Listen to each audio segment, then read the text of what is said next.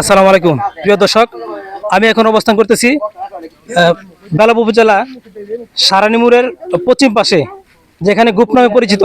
আমি কিছুদিন আগে ভিডিও করেছিলাম এই রাস্তাটি মেরামত করার জন্য এবং উপজেলা থেকে এটা একটা পরিপূর্ণ সংস্কারের জন্য।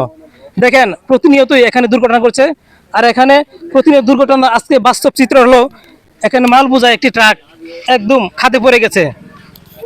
আমি উপজেলা ইউনুসারের দৃষ্টি আকর্ষণ করছি এবং বর্তমান সরকারের বেলাব নদীর নয়নের মণি, যার কথা না বলে নয়।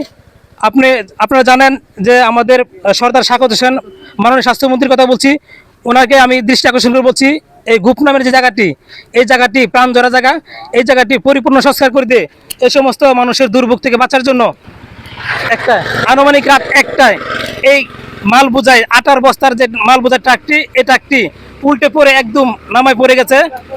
এখানে প্রতিনিয়তই এরকম দুর্ঘটনা নিত্যনতুন করছে।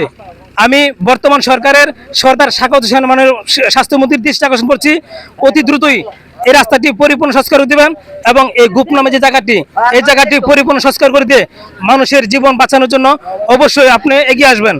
এখানে প্রাণ ধরা জায়গা এই গুপ নামের জায়গাটি সারানি মোড়ের পশ্চিম পাশে, বাসার মোড়ের পূর্ব পাশে।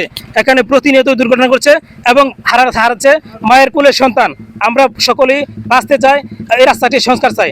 আমরা সকলেই এই রাস্তার সংস্কার চেয়ে অতি দ্রুতই আমাদের রাস্তাটি পরিবহন সংস্কার করে দিয়ে এই সমস্ত প্রাণহানি দুর্ঘটনা থেকে বাঁচার জন্য আপনার কাছে জোর অনুরোধ করছি। সকলে দাবি আমাদের রাস্তাটি সংস্কার। আমরা চাই বর্তমান সরকারের আমলে অতি দ্রুতই যেন এই গুপ নামে জায়গাটি সংস্কার